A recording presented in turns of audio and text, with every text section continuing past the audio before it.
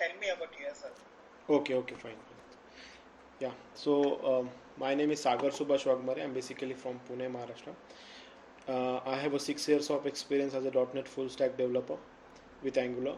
In my technical stack, I have worked on ASP.NET MVC, ASP.NET Web API, Web API Core, C Sharp.NET, Entity Framework, LINQ, SQL.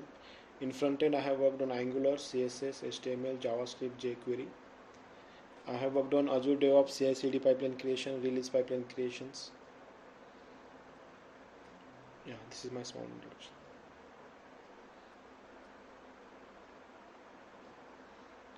Okay, Sagar, on entity framework side, have you worked on code first approach or data first approach? Data first approach I have. Okay. Have you have some knowledge on code first as well? Yeah, I have exposure on it. That is not an issue. Okay. Okay, let's start from basics actually. Mhm. So, Sagar, what is the managed code and unmanaged code in C Sharp? Yeah, in C Sharp, whenever any code is get compiled under the CLI, that is managed code. Okay, and any third-party library we are using which is not get compiled under the CLI, that is unmanaged code, which is not come under the garbage collection, and managed code come under the garbage collection by C Sharp. .NET. Okay. So, what is unboxing and unboxing in C Sharp? Boxing and unboxing. Boxing and unboxing means Yeah. converting value type into the reference type, and reference type into the value type variables. So have you heard about enums? So in your project, anywhere you have used enums? Yeah, enum means we are giving suppose any alias name to any type of variable. Like suppose like for one client I have to give as a employee one. So like that we can use enum. We can use alias name to that one number. Like that we can use enums. Hey Sagar, can you turn on your video, please? Yeah, sure, definitely. Are you able to see me, right? Yeah. So is there any other benefits while we are going for? Yeah, So that can be achieved using variables as well, right? What you say. So or constants. So what is the main purpose of enum? Yeah, main purpose of enum is like suppose any readable name conversion we have to give to the any variables, right? So for that purpose we are using enums. So it is a we to showing the user like it's a employee, but the in a backend it's working as a one. So it like no conversion required for the any suppose employees we are known as a one, like that. Or suppose administration in one case is like that we have a user roles like admin, super admin, or any contractor. So admin is there, they have a role as a one in store in a DB, but one we have to consider as a admin. So we can on time of coding we write as a admin there, but in a time of compilation it will work as a one. Okay. Have you used extension methods in your project? Yes, means extension method is like if suppose any sealed class or any sealed class or any class which is we don't have a source code, but we want to add method in it. Like we have a sealed class. That sealed class is like we can't inherit that, but we want to add some functionality or in that class. On that time, extension method we'll use.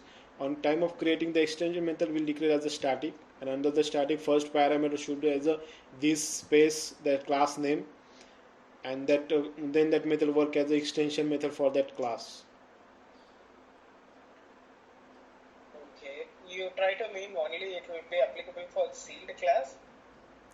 Not for not for only sealed class, which is we want to extend. Suppose any suppose we have a string methods like under that convert to method is there. So that convert to we don't have a source code, but I want to add some extra extra logic in it, right? So I can create extension methods, and under the string class I can add my own methods and work as a string class. So I don't So want. how will you create that extension method? So what is the exact syntax you Yes, use so for I that? can write like a public static, suppose convert check conversion. Okay, so check conversion, this input parameter is this space string. Okay, and second comma whatever required input parameter we want to, suppose string input 1. So comma the under that method is method name is converted. So first parameter this space string.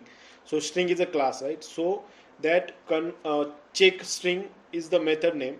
So it is work as a that string class method.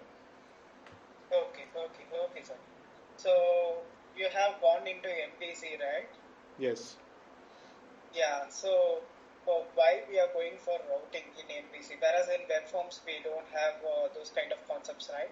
So why the routing concept is being introduced, and what is the usage of that? Yeah, so in a waveform we have a life cycles. Okay, so under that life cycle, based on that form get rendered. But under the uh, under the MVC, it's a model view controller architecture. So like any controller can have their own views, and it can be used multiple views also in it, and we can is had his own view models. Using that we can it can render. So routing is like whenever we hit the URL, the route will first of all it got hit to the routing table. Routing table get to know that which controller get hit. So under that we have two types of routing: attribute based routing and conventional routing. So whenever we hit the URL can have their controller name, action method then, and suppose their respective input parameters. Based on that, it will navigate to the respective controller and their respective action methods. So it's not having some life cycle or anything. It's like a flow. It's model view controller flow. It is having controller action method. It's connecting that controller action method. It's connecting their view model. It's generating their respective logic and returning with their respective views.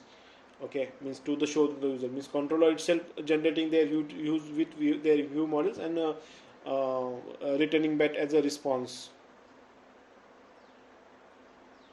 Okay, you said two types of routing, right? Attribute and convention based routing. So, which one you will prefer for the application? Which is the best approach to go for either attribute or convention based? If so, what is the reason? Yeah. Attributes based routing means on time of creating the action method and controller itself we declare that method name on our router method name. Like suppose we have a get employee, but a get employee routing name is not familiar, right? So I can use as an only employee. Okay, so I can on top of the action method route and bracket I'll write as an employee.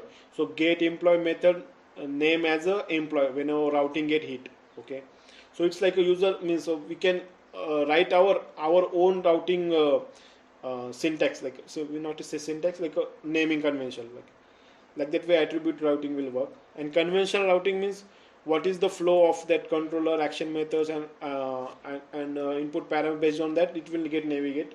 If it's we don't have anything, so default routing is there, so it will navigate to that default route.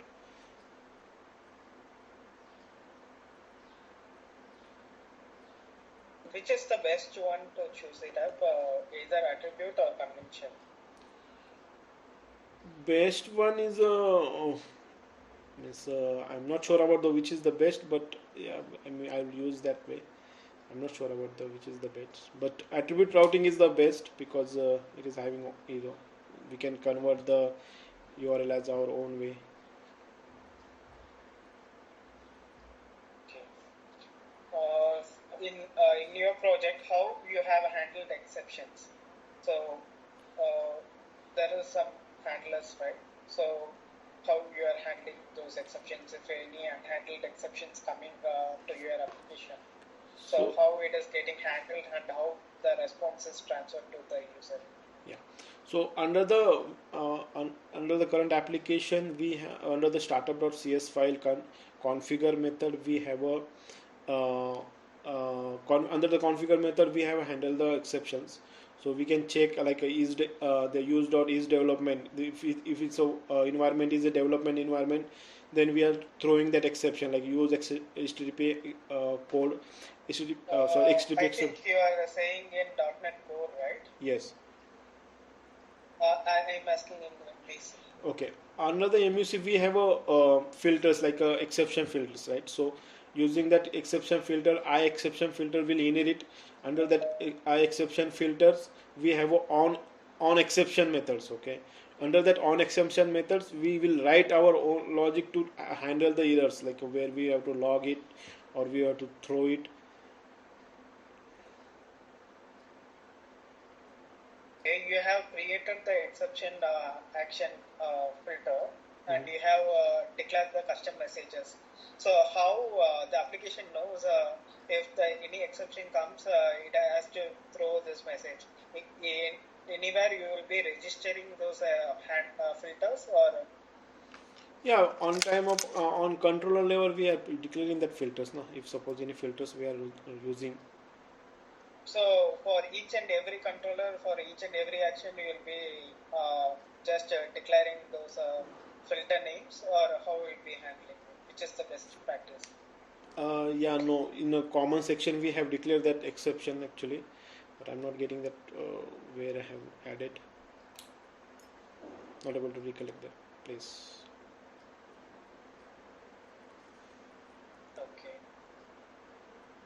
So how will you create those custom action filters? If I need to create a custom action filters, or if I need to provide a custom attribute, I need to create a custom attribute. How will you be doing that? Yeah, suppose on top of the action methods, we'll write that filters class, okay, where we have implemented that. Under that class, we will inherit that. Suppose I am using exception filter, so I exception filter interface we are implementing. Under that class, we'll use and from the I exception filter we have on execution. Sorry, on exception. Under that method, I'll write the my own logic for exception handling. Like that, we can implement to fill attributes, filters, and all. Sagar, your voice is breaking actually. Voice is breaking. No, my connection is for everyone is breaking or for only. Hello. Now it is better. Yeah, you can go ahead. Yeah. So means we can implement means we can inherit their interface. Okay, respective attribute interface filter interface, and from using that interface we can implement their respective filters. Okay. So, for example, I need to catch a response. So, there is a static page. So, it will not be changing frequently. So, I need to catch a response. So, how will you achieve in server side? The same response has to be delivered to the client side, not to enhance the performance. So, how will you do that? No, sorry, I haven't gone through this scenario.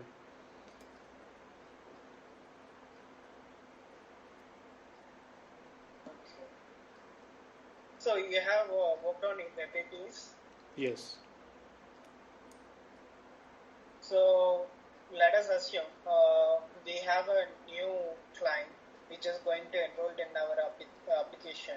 So what are all HTTP verbs you will be using? How you will be getting those fields, field inputs, and how you will be validating those fields? Means we have to create one web API. You're saying. So how come? Yeah. So yeah. We need to design a web API which gets the client details, and we need to validate that client details, and you need to update and delete. So basically, you need to perform code operations using Yeah. web APIs. So yeah. So how will you be design your web API? So we have a get, put, post, delete verbs. Using that, we can perform this card operation. Get will be the will return the respective list format. Okay, and suppose any validation you have to perform, we will use the data annotation validations under the view models. we'll write the like pattern matching required fields, whatever, Okay. and with the On data annotation part, I have a question. So let us assume I am getting the product details. So there is a product code which has a kind of code like first three letters should be a category name. After three letters should be a product name. After that, that should be a integer value. So, this should this format should attain when you are getting. So you need to validate this format using data annotation. How will you be validating? we can write a custom validations, right? Custom validation we can write. Using that we can get the that respective property name, means property value under the I think the interface I'm not able to recollect. There we can validate, okay, custom under the custom validations, and we can get the response like is a means validations of means we can return back the response like if it's valid or not valid. If it's a valid, if it's a not valid, then error we can respond back from the custom validation itself. So where you will be validating? At which level you will be validating? Or Yeah. you will be validating in the controller level or No, in no, a no. service level? No. Whenever we are writing the model, okay. Suppose property have declared the employee ID. You mean to say, right? So public get employee ID get sets. On top of that, I'll write my attribute name as a custom validation. Whatever custom validation I have created. Suppose custom validate employee ID. So for that employee ID, I'll write the custom validations. Okay. For under that custom validation file, I'll write all this logic to what is the first Okay. three letters. So that I understood. So user is typing an invalid input. So after keying in, he'll be submitting, right? Submitting the form. So once it gets into server side, so where those check you will be making? Under the controller level, model state is valid, dot valid. Okay, it's getting to Okay. know that valid, if the model is valid or not. Okay, fine.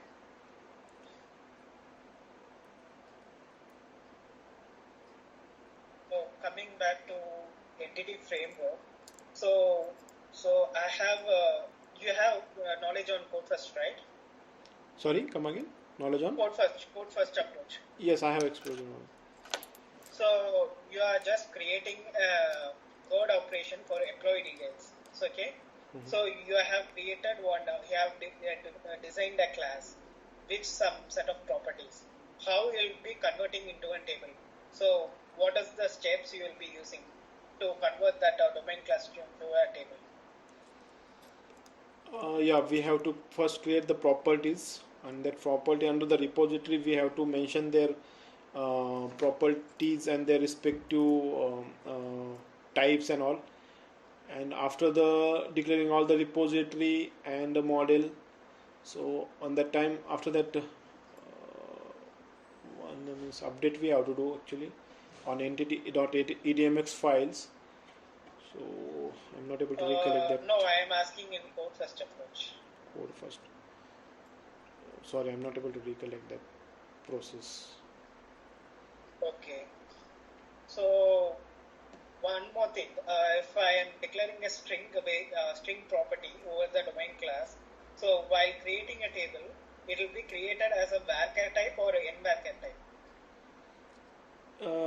It will be created as a varchar. Okay. Maybe I'm not sure about it, but it will be created. Okay. So by default, how the table names are created? Using singularized names or pluralized names in entity framework?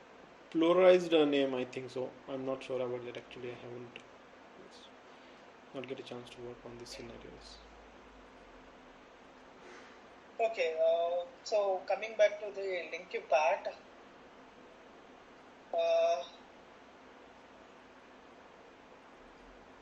So let us, I am giving a string which has, so let's say, take your name. So we need to check how many is each and every characters, how many characters, how many times it is getting repeated. So can you write a LINQ query for that? How many type of characters? So each in your name, S is repeated once, A is repeated twice, like that. I need the character and the count of the characters using LINQ. Okay.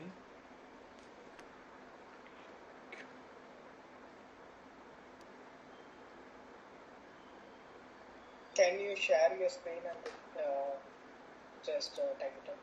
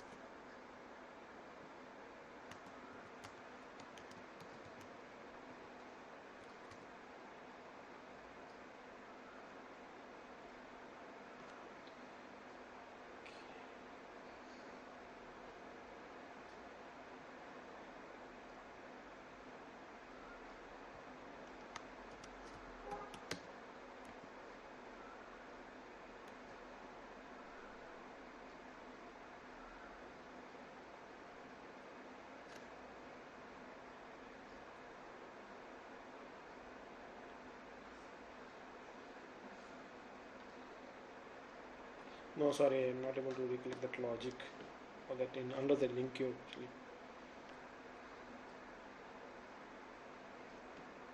We have to actually group by that things and from the string, something like that we have to do.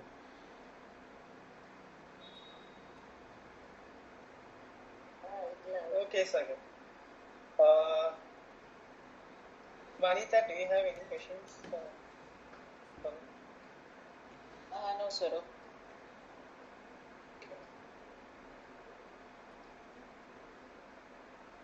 Okay, thanks, Sagar. Thanks you, thank Manita, thanks. Shall I drop off?